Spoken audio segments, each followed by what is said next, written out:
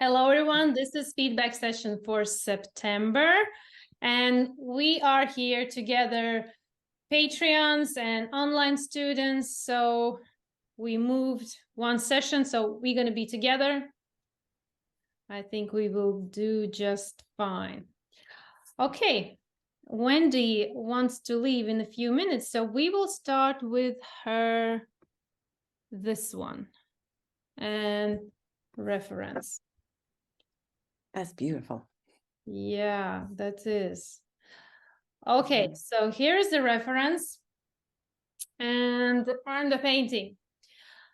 Looks really lovely. I like the fine brush strokes. You can go a little bit darker over here to build more contrast. As you will build darkness here, this part will instantly become lighter because of the contrast. So this part can go darker. Don't need to be afraid of that. Maybe contrast with the stem, this side, the right side of the stem, a little bit more darkness, just fine lines also to build that contrast. Realistic painting, at the end, when you almost have everything finished, it's all about building this contrast, what makes the painting pop up from the flat surface of the paper. And here, let's take a close. So here is, because the peony is round and underneath it's in the shadow area.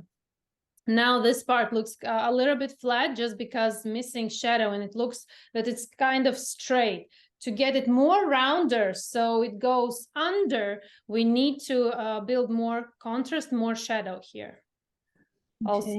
Also this part can go darker, and then when you make these two parts darker, then instantly these will ask a little bit to level up with some darkness like it is here, and you can add a little bit more here, but otherwise it's really nice stem.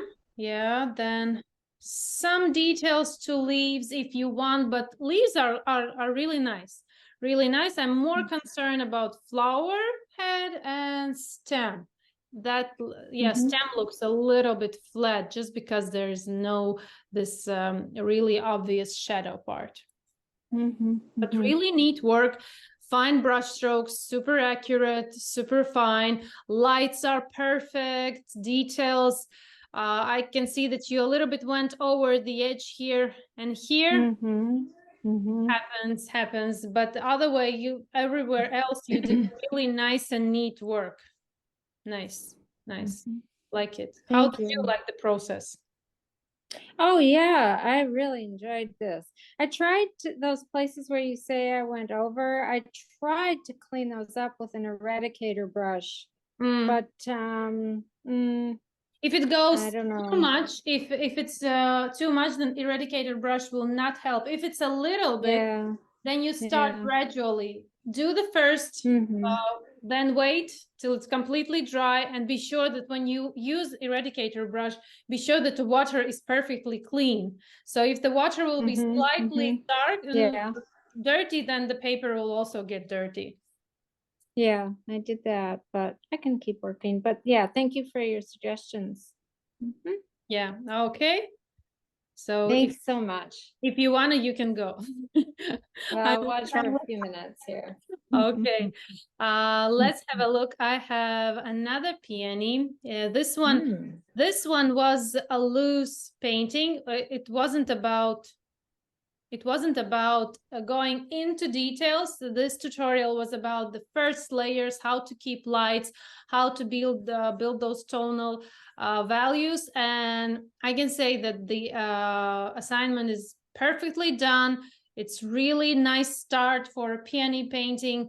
I would say even perfect beginning stage, a nice base to build. Then after, if you want to a lot of fine brush strokes, and that way you will build a nice realistic flower.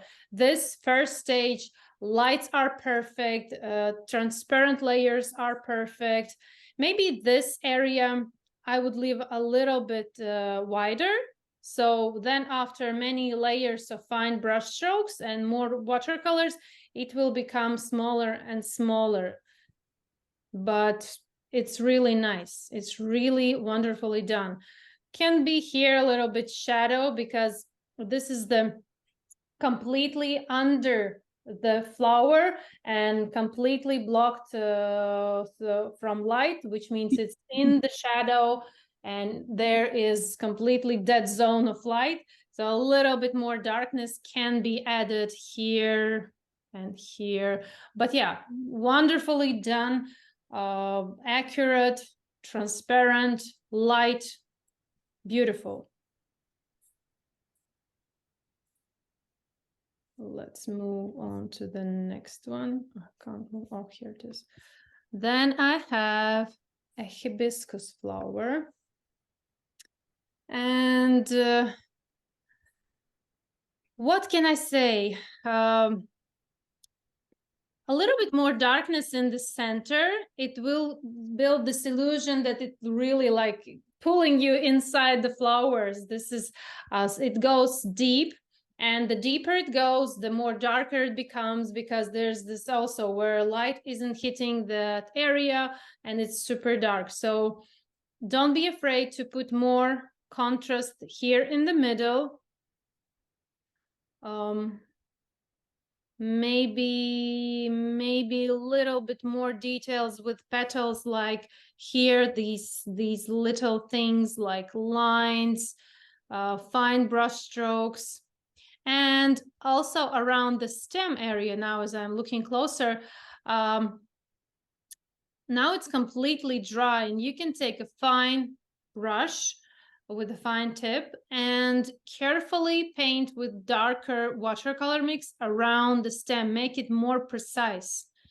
Don't touch the stem, don't touch the color of the stem, only around, while you will be building shadow here, this inner part. You can fix the stem so it's more straighter, more crisper, more visible. This will be, here you can see it's so visible and precise. Here I would add more shadow and correct slightly the edges or the outer edges of the stem. Also, when with the fine brush, using this watercolor mix, you can go carefully around these little entrance. Yeah, I think these are entrance, and make them more precise. And don't be afraid to add, for example, Indian yellow here. They are not completely white. You see, they're yellow, and you can add yellow here, definitely. Be careful with outer edges. Also, that can be corrected when you almost are finished. You are taking round synthetic brush, also fine tip brush, and carefully go with the watercolor mix, light transparent watercolor mix of this area, and carefully correct the edges, make them more crisper, more precise. But that is like a cleaning stage, which is done at the very end. You can do, this is like a little bit pushing yourself a little bit further. Okay. Let's go the next one. And somebody's joining. Admit. Yeah, somebody's joining. Okay, now we have a stippling rose. This was an interesting tutorial. And I'm happy that a lot of you done it, which is amazing. So here, of course, with the stippling, I'm not completely doing, and the result will be like the reference, because it's a different technique and with little dots, but we are trying to get as close as possible and more focused on tonal values. Like here, you can definitely go more, add more dots. Look at these areas, how dark they are and how much wider they are. Don't be afraid to add more dots. Also, rose petal, when rose bud is open, petals are round and they go like structured around the rose, and they have here is very clearly visible. I will move a little bit. And here, shadow, light, shadow, because it curves. It is curved. Petal is curved. And to get this illusion on a flat surface that this is rose with those curved petals, we need to, I think it's all, oh, it's upside down. I'm looking at It's it upside down. It's upside down. Yeah, wait, I will rotate it. No, not this one. Oh. I couldn't remember which way was the right way. That's okay. That's okay. I will rotate it back. It really doesn't matter. It just when I'm looking and comparing, then where's the petal? No, it really doesn't matter. It sometimes even helps when you put the reference around it, like instantly you're looking at a completely different subject, and then you start to see not the subject itself, but those details like shadows, lights. You're not focused on the subject, you're focused more on the details. So here, shadow, don't be afraid to add more, and here can be even more. Also here, more shadow to separate, it means more dots. To separate these two petals, we need to add more here. Look how dark is this area. So don't be afraid to add more here. Then this one can go darker, much darker. Look, let's zoom closer to compare and see. Here can go much darker. We need to separate these two petals. And then a lot of dots here. It's almost black, but I'm not, if you noticed, I'm not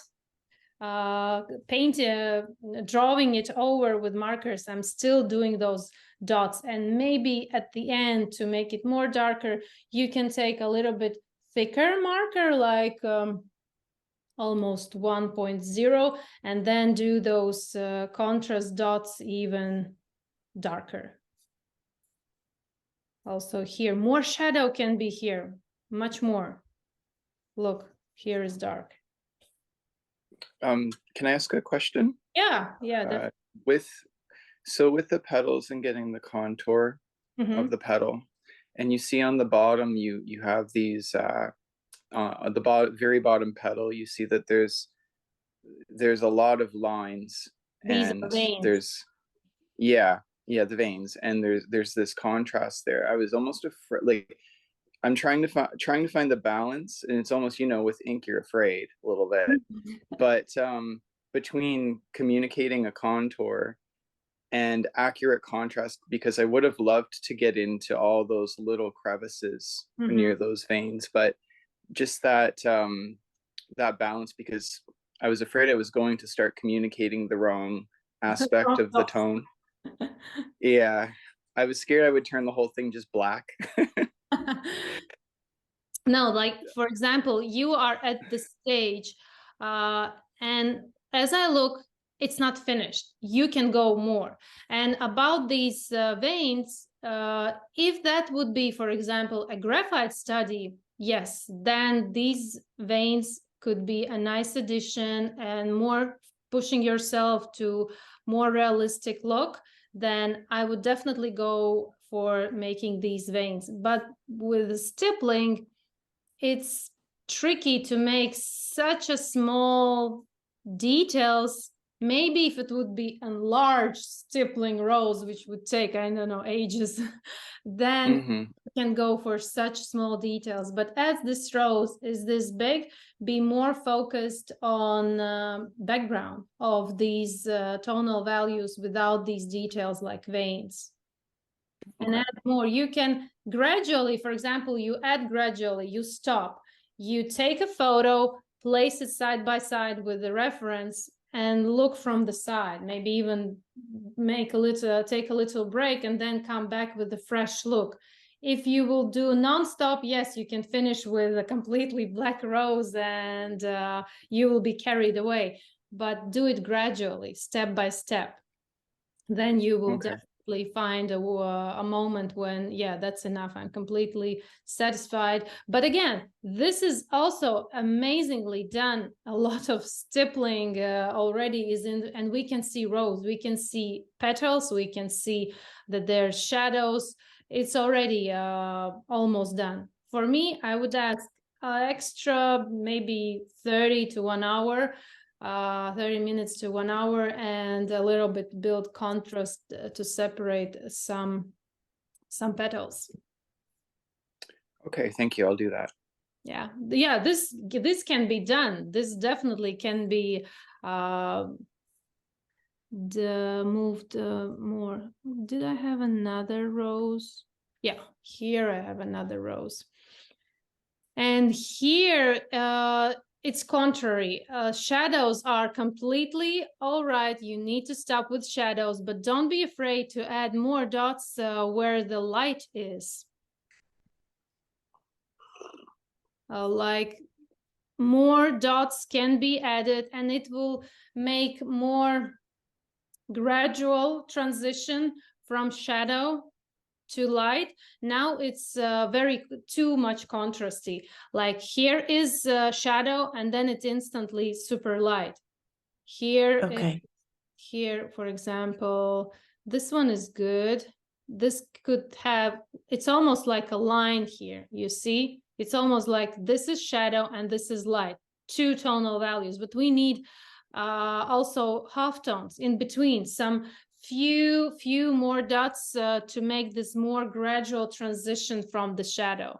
Like in the previous rows, the base is already very good, lights and halftones. There are missing shadows, and you have very contrasty shadows and don't have halftones, and light is too light. If the previous rows combined with this rows, it will be, they both will be perfect together.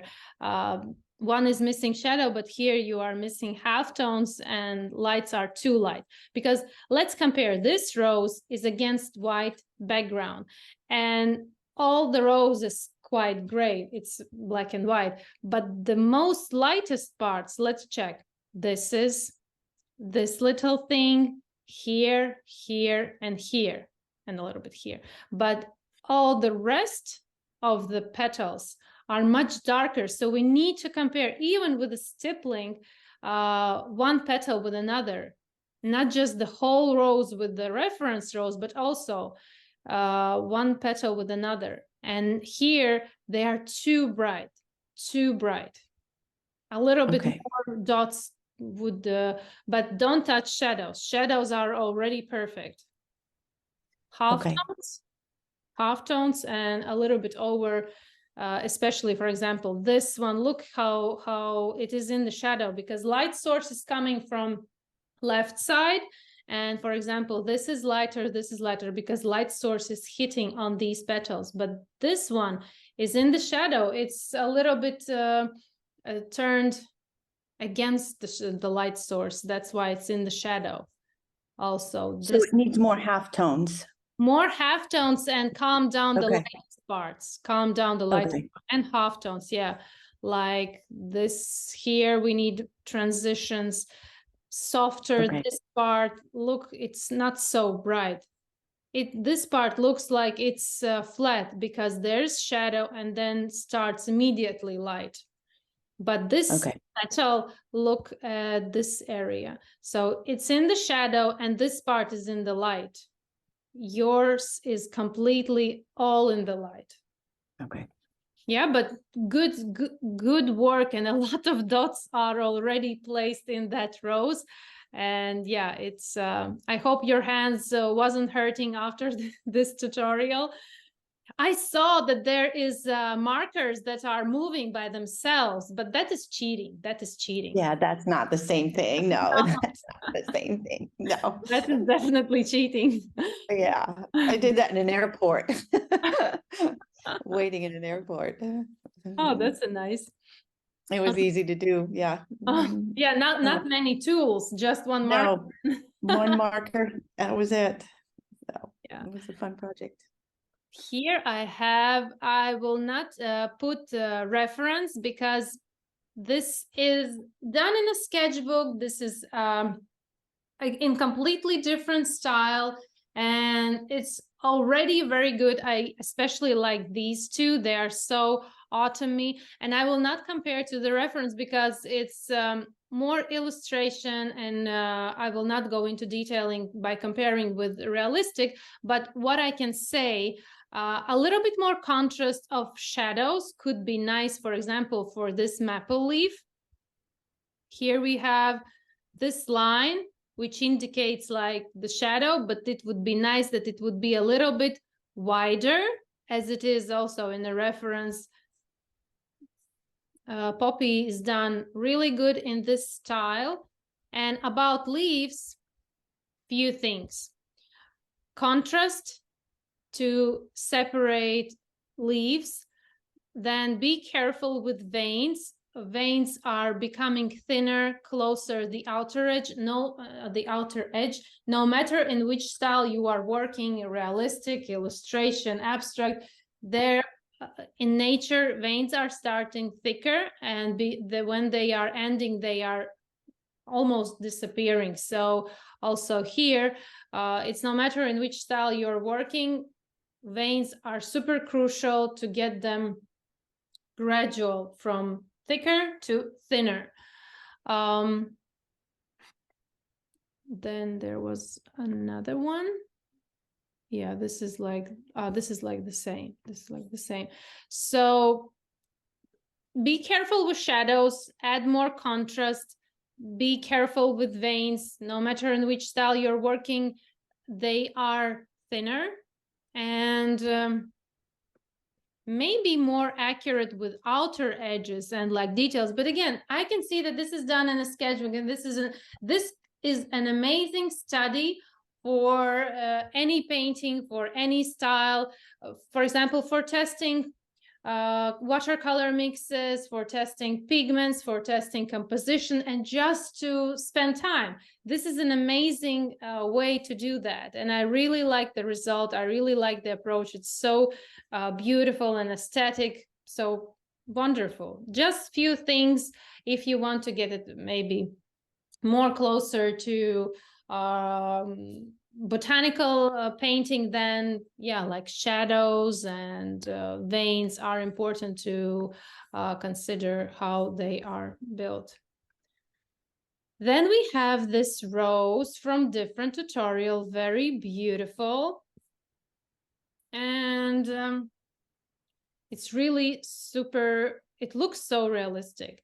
What will make this rose even more realistic is adding a little bit shadow right over here. This beautiful cast shadow will make this petal look like it's attaching from the paper surface. So a little bit shadow here. This part needs to be in the shadow. This petal could go a little bit darker, this area. So again, about the contrast, contrasts are done at the very end. So it's almost finished. Everything looks already really good. Add that extra effort, compare with the reference, and add those contrasts. It will instantly make things differently. And lights are great. With the definitely this one is darker. Look at this one, because it's behind and it's blocked from light source. So this we can see is definitely dark, so a little bit more here, but nicely done. The surface of the leaves is wonderful, this one especially. Also stem, look at the stem, it's darker, it's definitely darker than this. This not leaves, these are sepals. Yeah, these are sepals. So stem darker, this one darker, these are two nice, these nice, this is wonderful. A little bit here, darkness here, and a little bit here, just to separate. Beautifully done rose, interesting. Then we have, what was there? Oh, this was done also from different tutorial, and everything is great. I would only say about this tree. This tree is, don't be too focused on getting those leaves, like each separate leaf. These are like little different brush brush strokes of starting from first it goes a very light wash, then next level a little bit darker watercolors go on top, then slowly it builds. First layer is super light and then it goes from lighter to darker. And don't be too focused on separate leaves, but think about like all this rose bush and chaotically place those little leaves. It will look more natural than painting different sections. And you are here more thinking like realistic watercolor painting, but this is more like abstract because we have this bush in real life is huge. We can't make it in such a painting look super realistic. So we are just catching the main characteristics of these leaves and flowers and not too focused on the details. These styles could be maybe a little bit lighter, but again, everything is quite vibrant. So again, it looks really nice. It looks really nice. Yeah, the same here. From completely lighter and then a little bit darker and a little bit darker, just few. Here are few. Look at, let's compare, let's zoom in closer. So the very last brush strokes were these little spots. They are just 1, 2, 3, 4, maybe this one 5. So just few spots. Not everything is colored. The lightest, then a little bit darker, then here a little bit more darker, and then the darkest ones with layers. Okay. Move it right here. The color wheel. That was challenging. So this color wheel was done prior to my painting tutorials, started with me and finished on her own, which is amazing. Can be added more layers, especially here, because this part of the color wheel is in the shadow. But again, if we look at this painting like a color wheel study, then it's already really good. If you want to go more into detailing of the chrysanthemum flower, then you can add, yeah, a little bit more contrast, a little bit darker middle part, and just do a little bit shadows, like separate petals. But if that was like a wonderful study of color wheel, then it's amazingly done. Beautiful. Then we have a peony from Watercolor Challenge. Get a little bit smaller so they fit. So they both fit. Okay, this was a quick painting. It was more about first layers, leaving lights, and a little bit more lighter these parts could be. Here,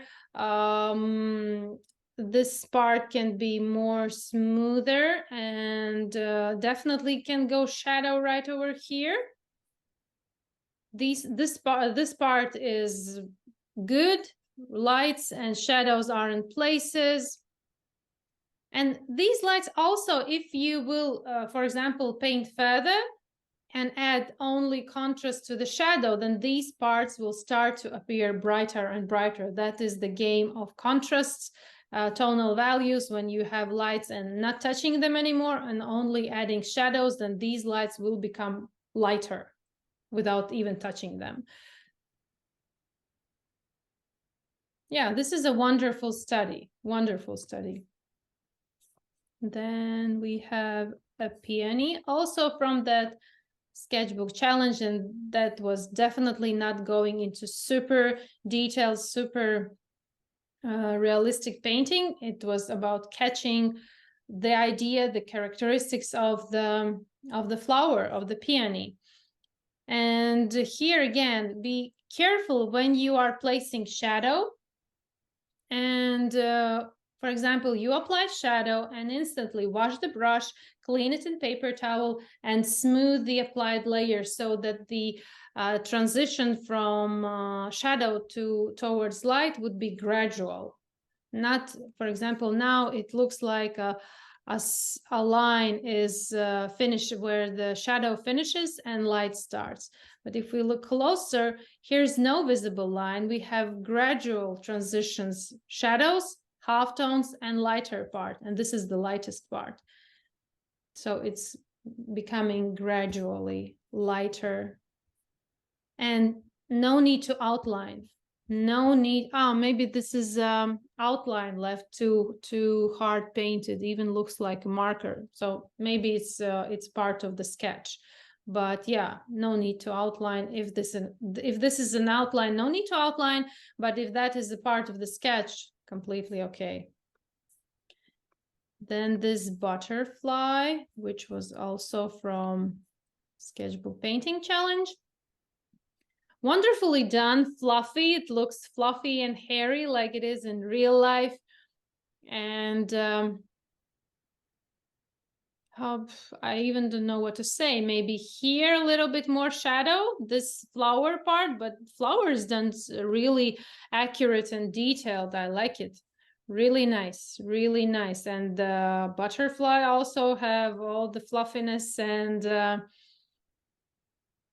maybe you can add, like, for example, you use this color and you could take the finest brush and add a little brush strokes, like little hairs that goes from these dots towards the wing part. That just could be a little addition, but also it's already looking great. It's already looking great.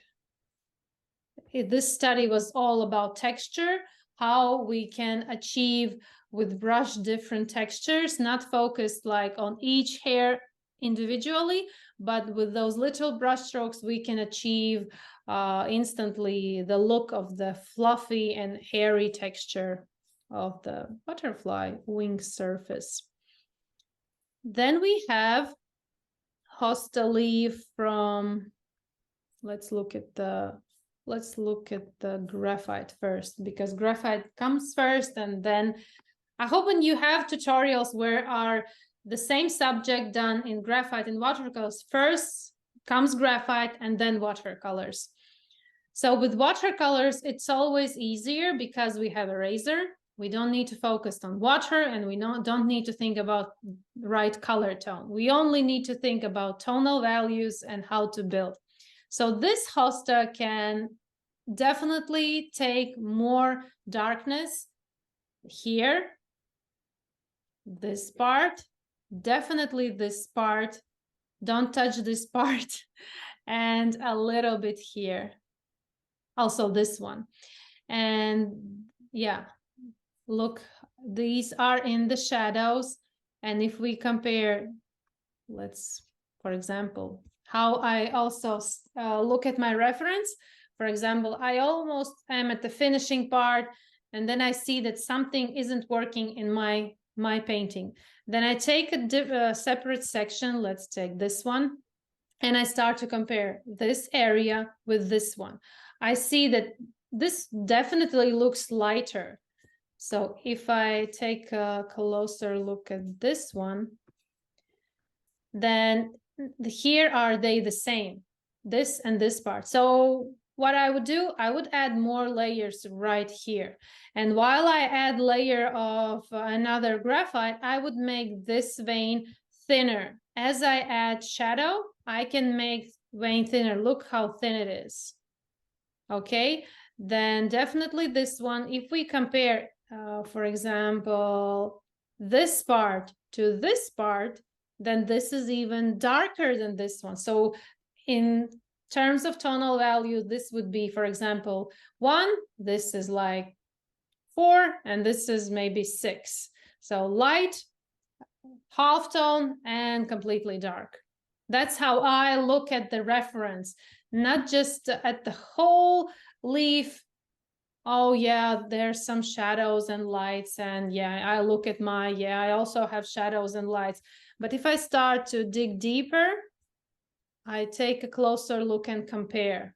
And then I look at my work and I notice, yeah, but I'm missing in that part those lights and those darks. Okay, that makes sense. Let's look at the watercolors. Watercolors are trickier because we need to think of all those extra things like water, color tones, brush strokes, and make it all look realistic at the end. The same is here. Here, a little bit lost light. And for example, if we compare this part and this part and this part, they look all in the same tonal value. What can save this hosta is adding more contrast to the shadow. This can go darker, this can go even way darker. Then this part can go darker, and definitely this part. You even try to, it looks like wipe out the pigment, but you need to add pigment.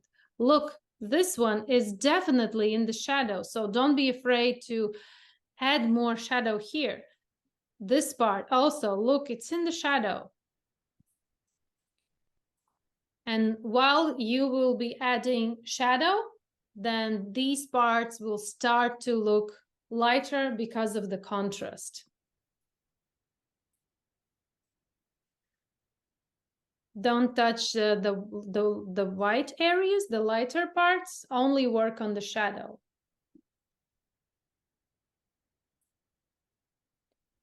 Okay. Then we have a rose gift.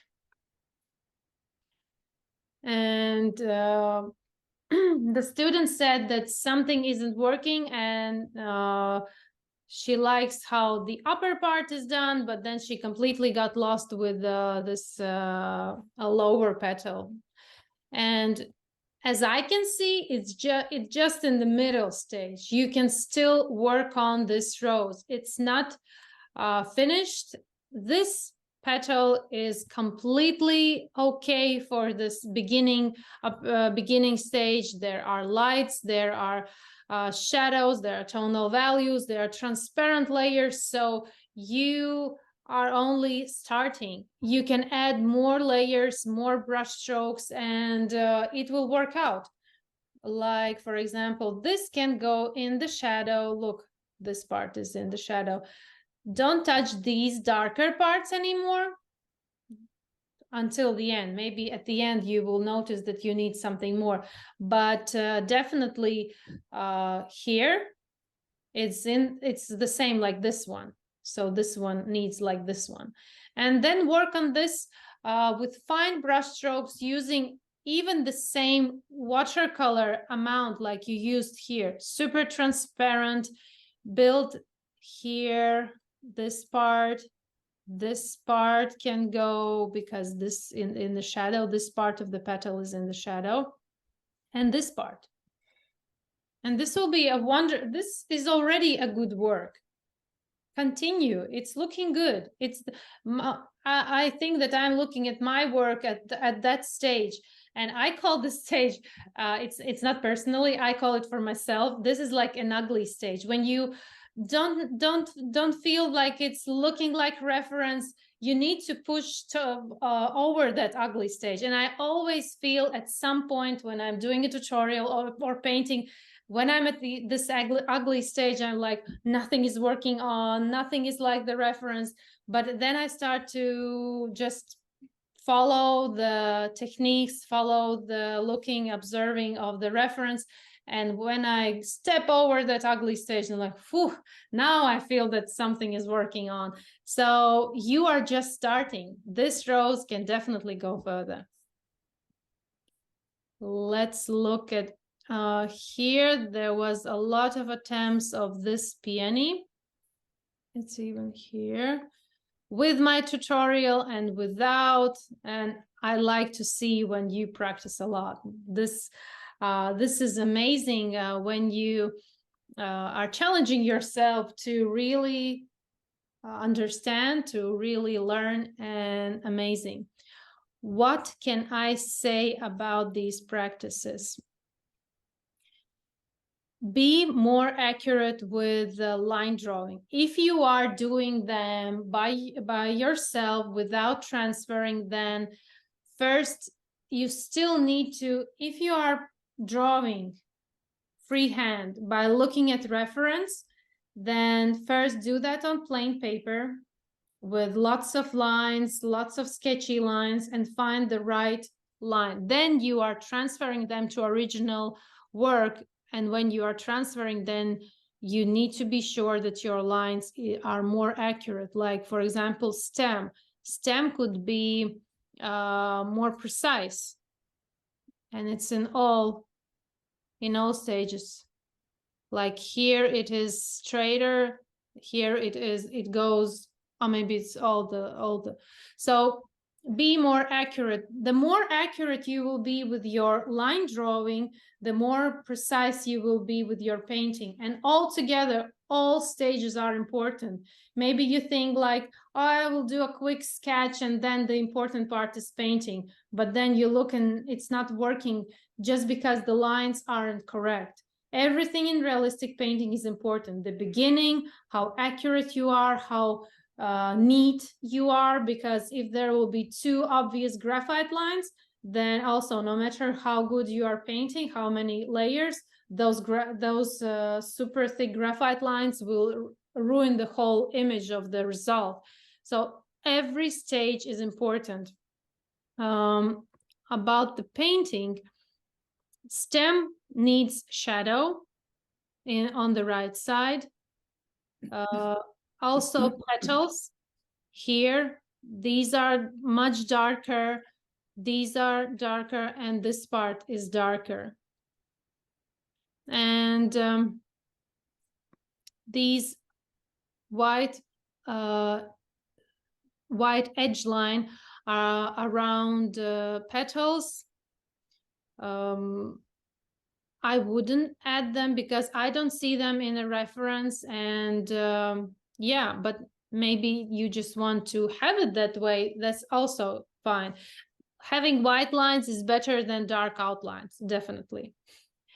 And yeah, be more accurate and more precise with your sketch, with your line drawing. Even if you are practicing on your own and don't want to transfer my line drawing and you want to draw your own, still you need to be precise. That will help also the overall look of the painting. Then here we have a mango. And maybe it looks like a simple subject to paint, but it's not. Why? Because, for example, we have here a really rich chrysanthemum flower with so many petals. And I can paint this flower quite poorly and it will look still amazing because we have so many details. But with mango or apple or other subject that has only one form without details, okay, this stem is little detail, then we need to be so good to make this work because there's just this one subject. There's no details. There's no where we can skip something. And this mango really asks understanding of tonal values. Like this part can go darker, way darker. It will help you build that this mango is round subject. It's not completely round, but still it's roundish. It's not flat. Then these spots are important. You have lights perfectly. Lights are amazing. Also precision with the sketch. For example, the stem is in the middle of the top part of the upper part of the mango, and then this side of the mango is this line, but these are the other side of the mango. And here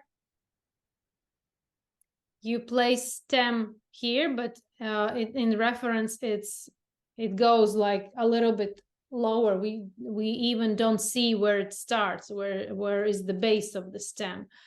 So be more accurate with line drawing. It will help. All these little details in such a bold form are helping us. So we need to be, don't think that like this is super not important little thing like stem and these parts of the mango. These little things are important to get the idea that this is mango and it's round and there are backside and there's front side. Also, this little thing is done great. Yeah, but I would add more layers here. And look, here we have a reflected light area. So it means I would not touch this part anymore. I would add shadow right over here, this part. Not this, but this. Also here, this part can go darker. And this green is a more earthy green, which means a little bit of red is here and yellows, a lot of yellows. A little bit here as well. Okay, so with simple subjects, sometimes it's even harder than, for example, with this one. It takes time to paint this one, but it's easier in terms of those details. Here we have a plum, and wonderfully looks round. Shadows can go a little bit more right over here.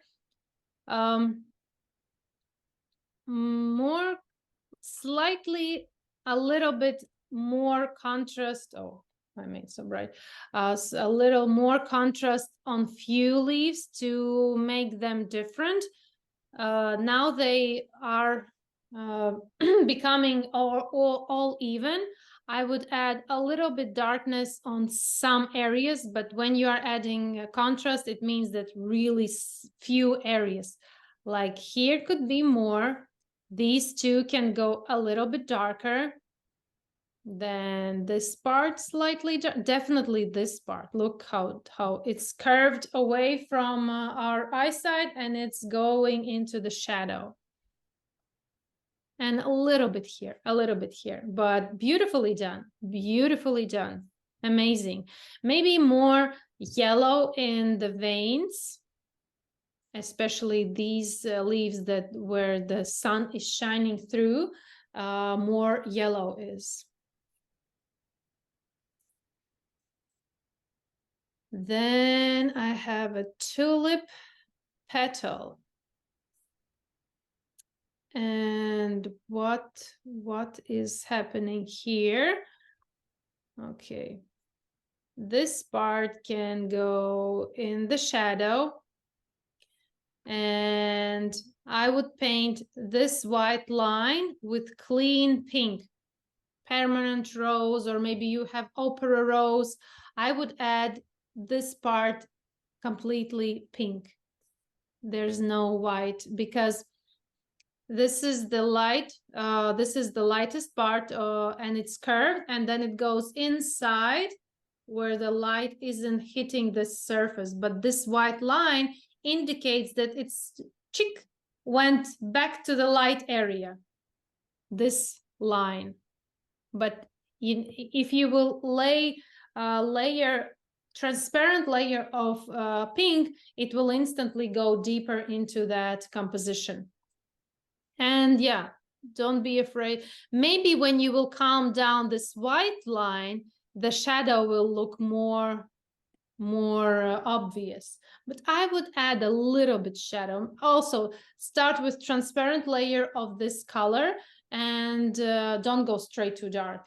Gradually add one layer, let it rest, let it dry, and look at it. Is it more contrasty? Because it's already really good, just little nuances will make it even more realistic. Somebody's joining. Okay, so when you at the end, when it almost looks already really good, it's a matter of little touches to make some additions and to push yourself a little bit further with the details and tonal values. Then we have sweet peas. It's an old tutorial from I think 2021, and so detailed. This was a long tutorial and there's a lot of things going on. And this is the case. And I'm always telling, don't outline petals, don't outline petals. But if the reference states that this particular flower has outline like this one, look, we can clearly see that petals have darker outlines. And this is the case when you are outlining your petals. So don't outline all the time, only if the reference shows that you need to outline. And I really like these beautiful edges. They are done wonderfully, and they, of course, are a nice finishing touch to a painting. This white inner part of the flower, I would add a little bit shadow right over here to make it rounder.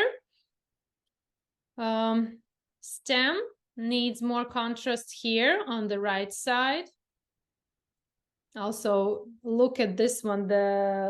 It maybe looks little and not so important, but if we take a look here, then the right side of the stem is also in the shadow. So don't underestimate small details. Yeah, beautifully done, beautifully. Maybe upper part could be a little bit lighter, but again, this was definitely, I think, a challenging one. It's not an easy one, and wonderfully done details. Few shadow areas, like for example, this one can be a little bit darker, and this one, yeah, just few. Here a little bit got lost with how those petals are formed, because it goes like this, and again like this. This line isn't necessary here.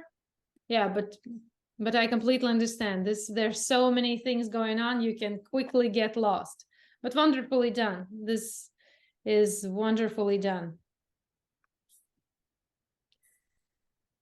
Then I have few from Facebook. No, we didn't watch this one. So here we have this rose, and I can move it right over here. So don't be afraid to add dots in the light. If we compare the reference, they're still layer even in the light parts, and the lightest parts can stay almost white. Don't be afraid to add dots even where the lightest part is. More halftones, more gradual transition. It's not like, this is not the end of the shadow and start of the light. We need also halftones here. Definitely need halftones here. And this part is really needing of shadow to separate these two petals. More work. This rose can still get more attention and more dots. Definitely. Here we have chrysanthemum color wheel, flower color wheel, and it's wonderfully done. Details, shadows.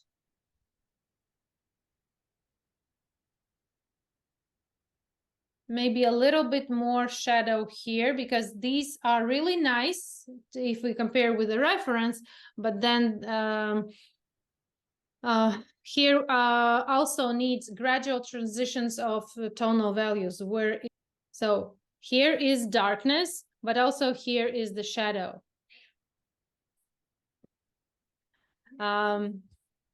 More here. I would add a little bit more here. A little bit later.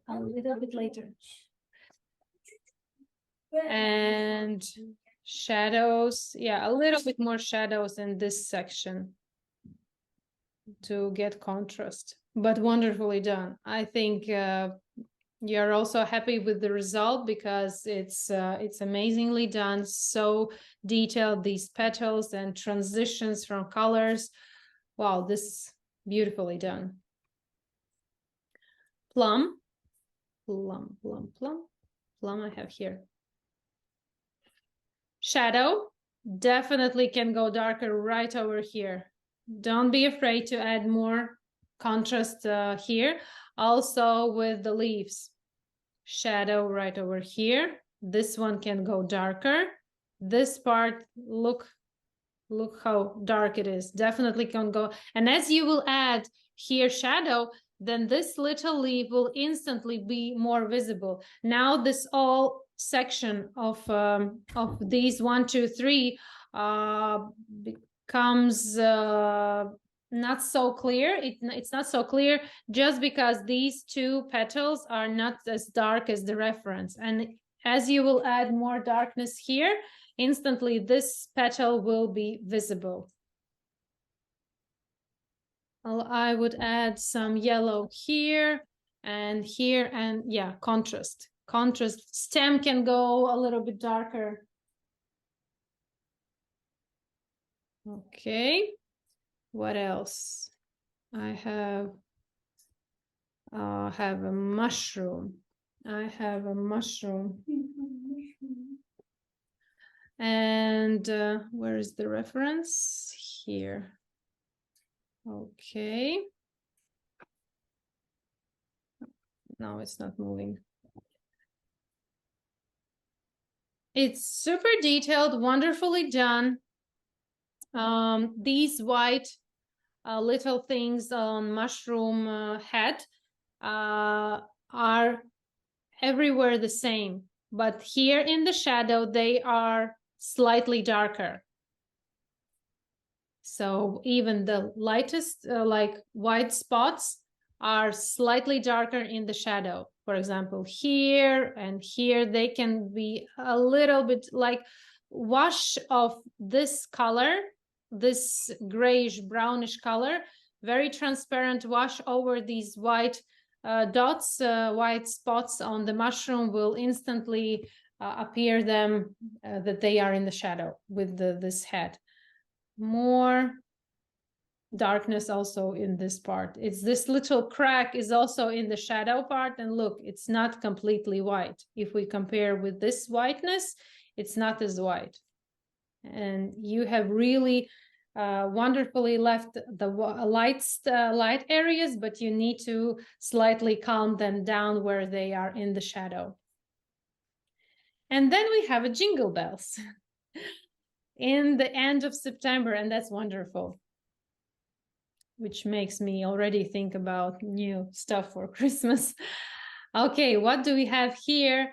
Amazingly done. This was about how we can get shiny gold stuff, and we can get it by with contrast. It's just a game of yellow color with brown watercolor mix and building contrast. Here we have a very clear brown color against this yellow, and it looks shiny golden jingle bells. I really don't have much to tell, as yeah, everything is done good. Maybe these lines could be a little bit calmer and not so crisp, but again, all the look of these jingle bells looks wonderful, and the assignment is done. Yeah, maybe more here, more calmer. Yeah, but it's wonderfully done, wonderfully. Also these ribbons, lights are, darks are, all the movement is. Okay, do you have questions? You can turn on your mics. I do. Yeah, okay, Diane. The same thing that's plaguing me always is mixing of watercolors when you start a project. Yeah. How wet is your pigment? How wet is your brush? How much pigment do you pick up to make the mix that you need to make? I either put way too much pigment or not enough and it's too watery. And I find myself wiping out my palette and starting again, wipe out my palette and start again. And I get frustrated because Why are I you can't get wiping? that. Why are you wiping off the pigment? Because the mix is just not correct, is way too much pigment or too much water. And I'm afraid to add more pigment and mix it up because then it's going to make it dull. If you feel that too much water, you can wait.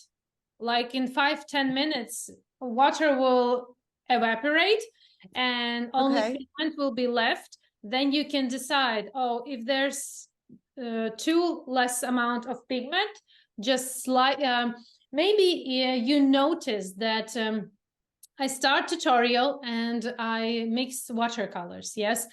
And then when I actually start painting, my palette is dry. Yes, I've noticed that. It's not intentionally, just because I mix the watercolors, then maybe somebody interrupts me, I pause the video, I go somewhere and I come back and my watercolor mixes are dry.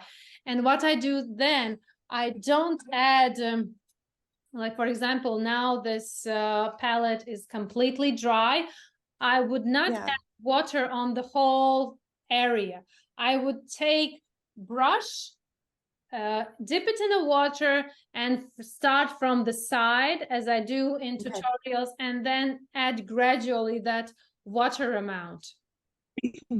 I would not add everywhere. And also, if I mix watercolors and maybe it appears that there's too much water on my palette, then I would just wait. Water will evaporate. If there's too much pigment, also wait for it to dry and then start from the side. Make a little water puddle, like, I don't know, 2 drops of water, for example. Like this? Wait, let me. Yeah, just start from the side, and with each new, when you need more pigment, you take from that super saturated area and pull it out of there. Don't wipe out the palette. Okay, so when you first do your mixes, how wet is your pigment? When you're starting a tutorial, brand new, how wet is your pigment when you pick it up? It's dry. It's dry. Okay. It's dry, and maybe it's not the best thing. It would be nice that I would go with the spray, with this spray bottle, and make them a little bit more alive than dry, because with the dry pigments, I'm slightly damaging brush each time because I need to rub my brush against the pigment. And but I would add just few sprays and over the top of the watercolors, and they will instantly become more alive and more softer. That would be enough. And then I would say I'm taking brush, and just if they are slightly alive, it's just a matter of 1 to 2 brush strokes, and that's enough to pick up the pigment. If they are dry, then I'm like rounding in that little tray, like, I don't know, 3 to 4 times before I pick up the pigment. Okay, that's helpful. Because that's something I understand the technique, and it's very helpful, but it's the initial mixes that I get stuck on. And definitely don't use pigment from the tubes, straight from the tubes. It's too saturated. No, I never do. It's always from my palette, which is dry when I start. Okay. Thank you. Okay, more questions? Kristine. Yes. On the transferring of the big chrysanthemum, I had more problem with that 600 and what is it, 630, very, very thick, and it was arches and it was hot press. But I got it on there because you can't use the light pad and you can't use anything else. You've got to do the transfer. So Yeah. I did get the graphite sticks, which worked well, but then you're transferring it to your paper, and Yeah. then you've got your lines. And so I saw that you erased your lines once you painted sections. Yeah. So you didn't, you know how you normally take your elastic eraser and erase No, most of your. I do that. I do that. I like with the transferring, on the other side of the plain paper, I apply this graphite layer. Then I place it on original. I outline from the plain paper. When I remove it, there's a lot of graphite spots without those lines because I place my hand, and graphite transfers even when I place my hand, not just lines. And with when I take off the plain paper, I go over with 0.3 over the lines. But careful, I place the paper towel. If the subject is big like this chrysanthemum, I place the paper towel so I'm not smudging with my hand the graphite. And after I have these super fine lines, I take this elastic eraser and I roll it over, because this elastic eraser picks up that little spots from those graphites, those extra that we don't need. But what I erase during after first layer, especially this section of the yellow color, because it's completely transparent, and my flowers still have some lines visible of the graphite. Yeah, because yellows are super transparent. You wait till it completely dries, like overnight maybe, and then erase it. Yeah, because if it will be slightly moist, you can damage the paper surface. Rip it. Yeah, I did that already. Okay. Do you use a hair dryer? Personally, I don't use. I don't know. I use the amount of water so that to have my paper, 600 paper, completely dry, it takes few minutes. It takes few minutes. It's not so watery that I need to wait like half an hour. No. Just few minutes and it's already dry, and I can erase and I can do something or apply next layer. It's a matter of few minutes.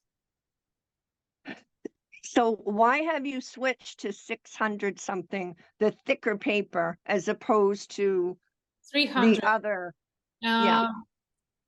I like the feeling that it's because I come from my beginnings are oil painting. When I have canvas, I have I don't know, wooden palettes. I like the feeling of the painting in my hands. And when I started watercolors, I felt that these 300 GSM paper is like a tissue after canvas.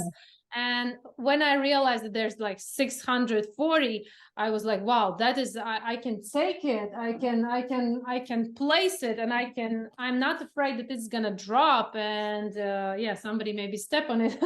But I like the feeling. Then the buckling, I don't need to stretch, because when I was starting watercolors, I was stretching my 300 paper, and each time I was I had so many those wooden pallets on which I was placing those papers and stretching, and I was like, this was extra work I didn't like. And I can paint many layers, manipulate with paper. I feel more freer with all those layers and what I can do with that 600 paper. But maybe not arches, right? Because arches is very haven't thirsty. used the 600 arches. No, I was painting on 300 GSM arches. I did like almost for 1 year I painted on arches, but then I tried different paper and it was like, wow, it's so easy after arches to paint on other papers. When you have painted some while on arches, like, wow, it was opening. Arches takes too much water. Too much Yeah. water, it swallows pigment, eats pigment, and it thinks you are painting layers, and it's still light. It's still light. It's I almost like Saunders cold and press. Waterford. Yeah. Yeah. Mhm.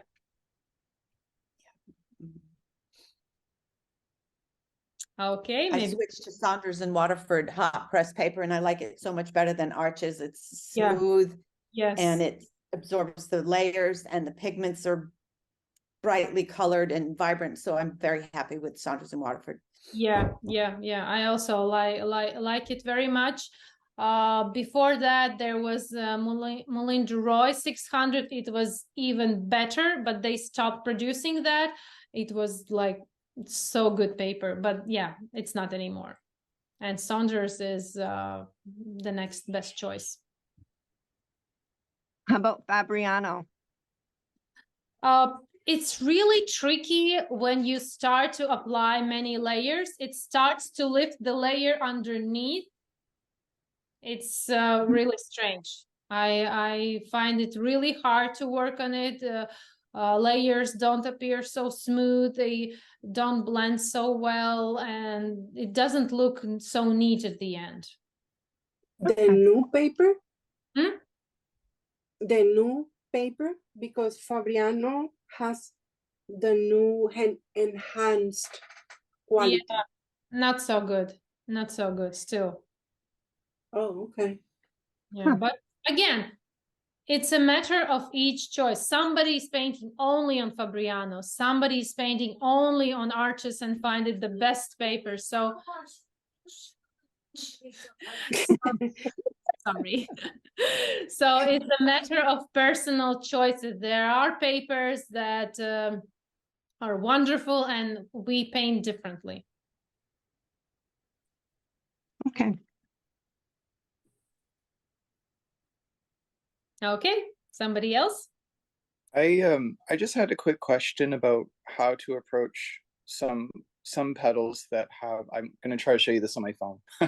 But if you have, I really liked this flower. Yeah. For the just the all the different changes in it, and you can see that the deepest veins are almost a purple. And so my question is about when you're laying down the first layers.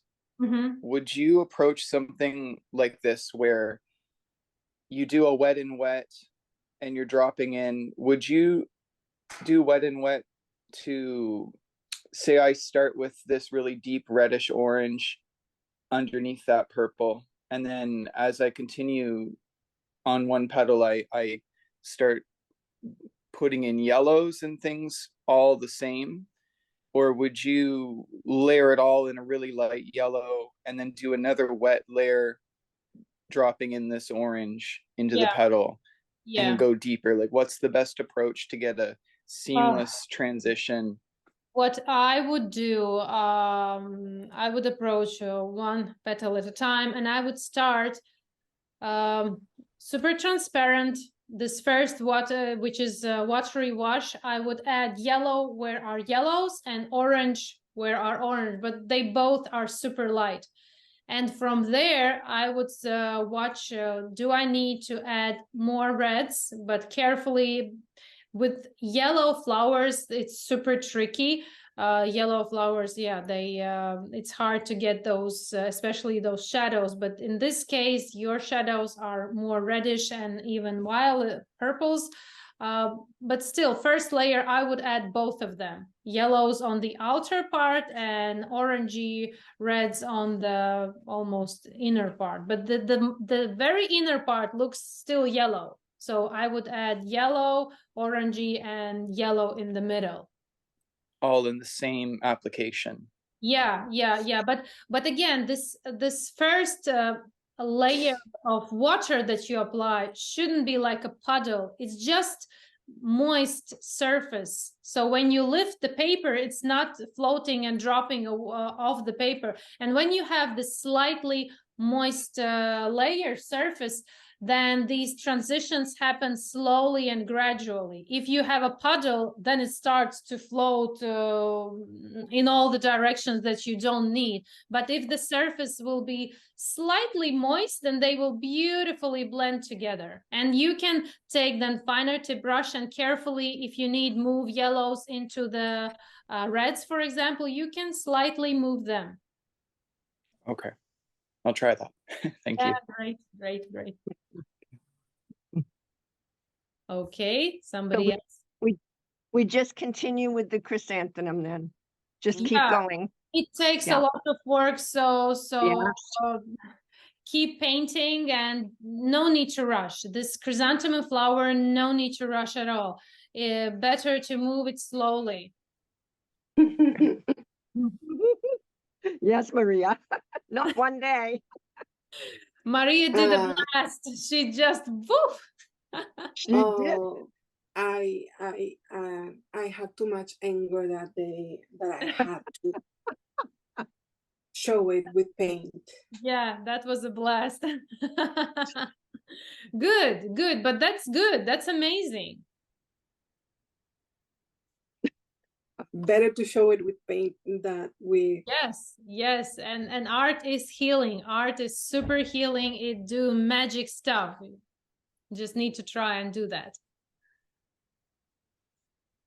Yes. Thank you, Kristine. It did help a lot. Oh, Aurora is so beautiful. Hello, Aurora.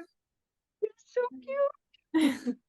Okay, ladies and gentlemen, thank you for joining. Thank you very much. It was so nice to see you all, and sorry for moving feedback session. I mean, I did a little